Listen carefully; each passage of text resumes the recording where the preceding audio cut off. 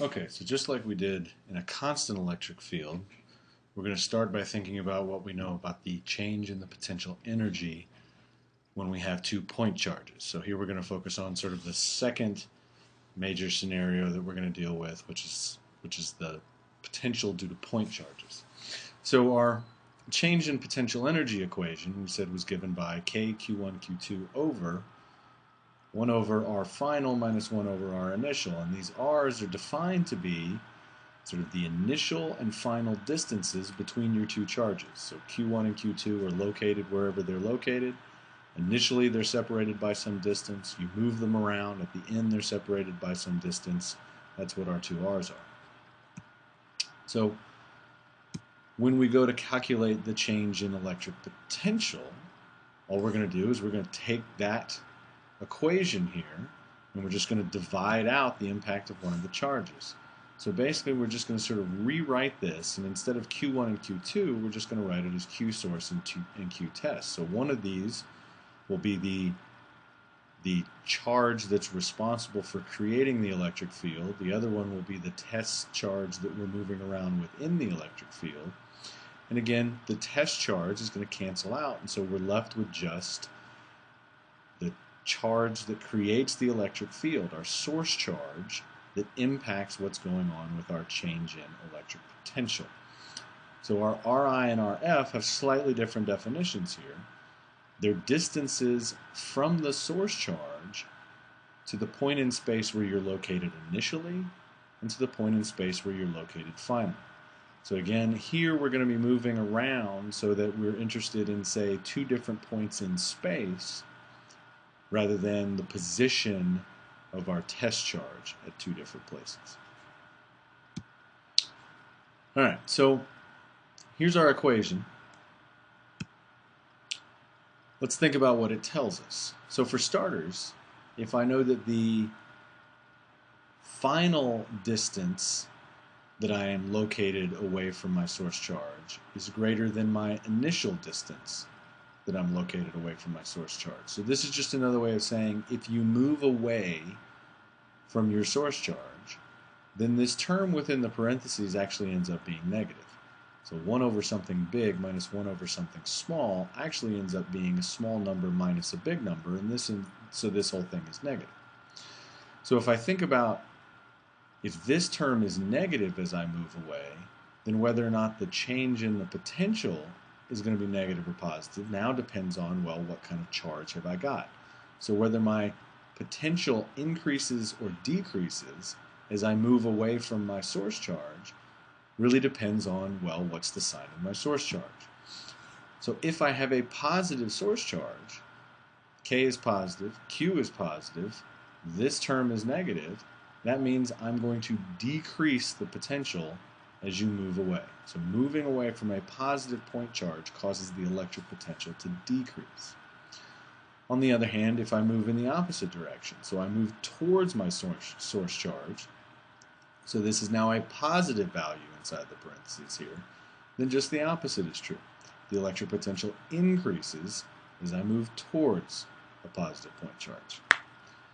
If, on the other hand, my source charge is negative, then this whole thing flips around. So for a negative charge, the electric potential increases as you move away. So again, I move away, so this term is still negative.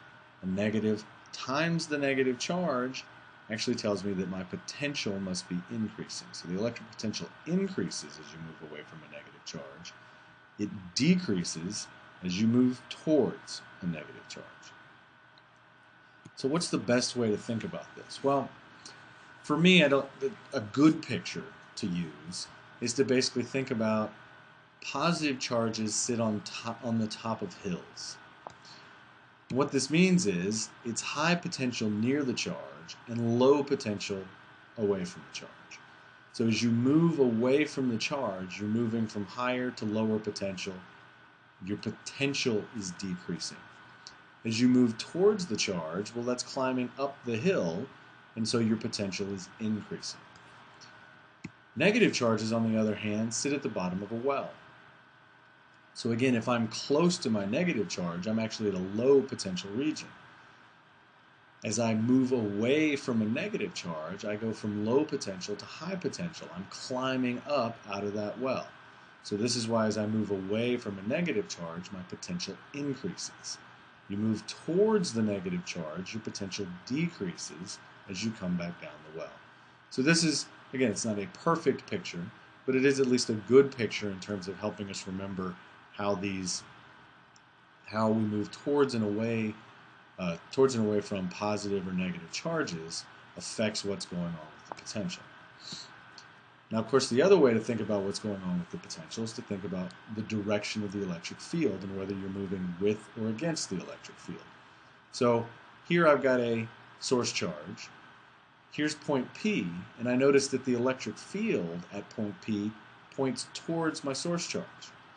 Well, if it points towards the charge, that tells me that that source charge must actually be negative.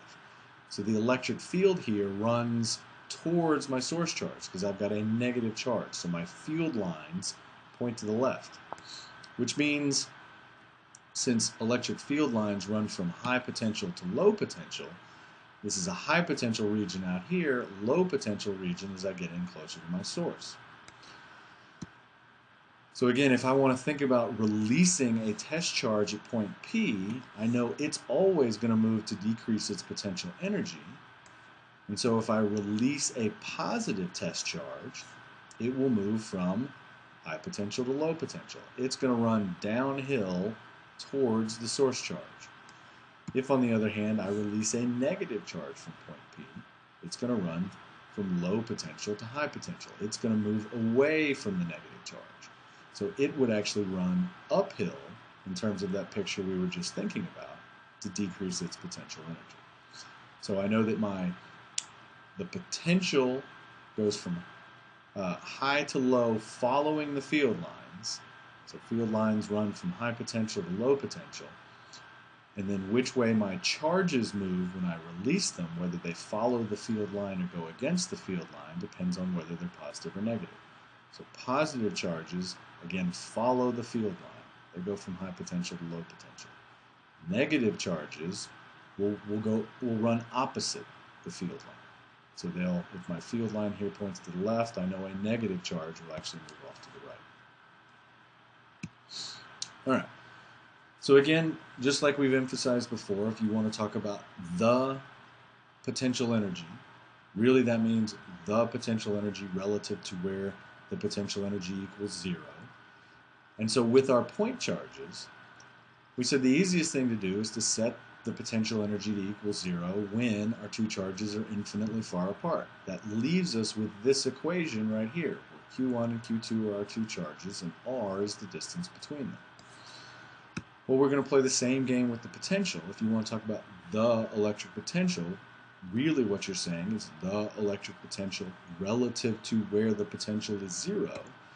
And so we're just going to let the potential equal 0 at the same place. So the potential will equal 0 due to a point charge when you're infinitely far away from it. And so that gives us this equation to calculate the electric potential of KQ over R.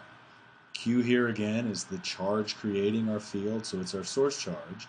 And then R is the distance from the charge to the point P where you're interested in knowing what the potential is. So we'll be able to use this equation to calculate the change in potential due to point charges by saying, well, let me calculate the potential at point A, the potential at point B, and then I just need to subtract. That'll give me my answer. So there's some important points to remember about this particular equation. A, it's an equation that's only valid when we have point charges. So that's the first thing to remember.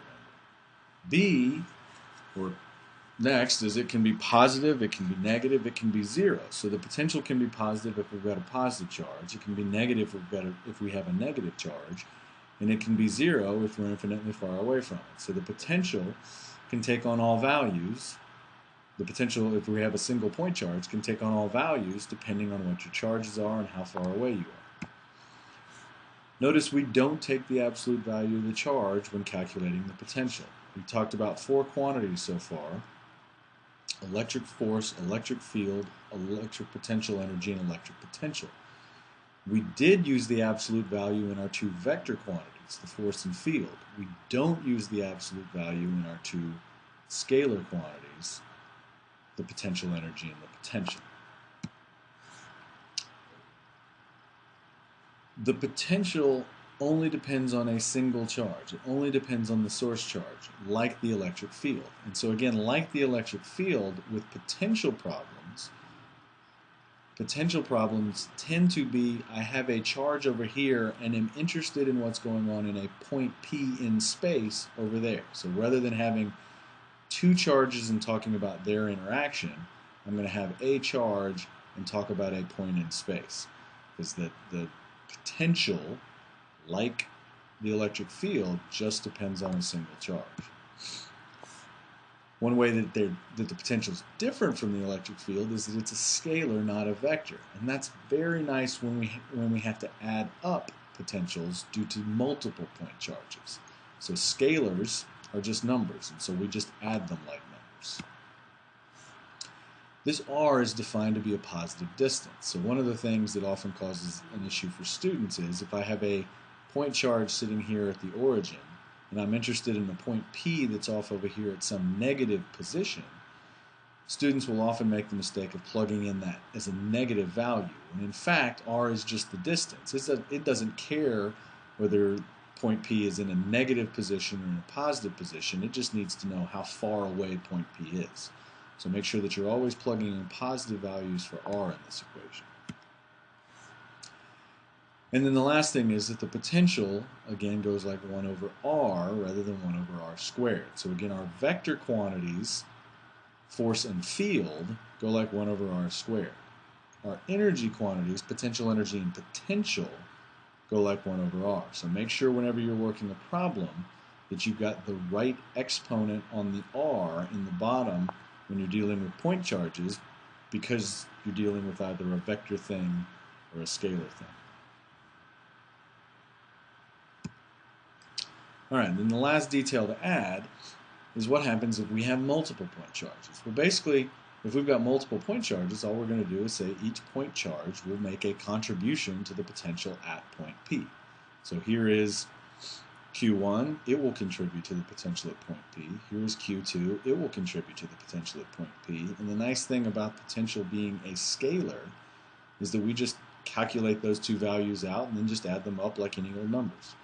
So I'll have a KQ1 over R1 term, which is the contribution to the potential at point P from charge 1, and then a KQ2 over R2 term, which is the contribution to the potential from Q2, and I just need to sum those things up. So this makes calculating the potential at a point due to the presence of multiple charges much, much easier than calculating the electric field. The electric field's a vector. I have to add things like vectors. The electric potential is a scalar, so I just add things like numbers. Makes it much, much easier.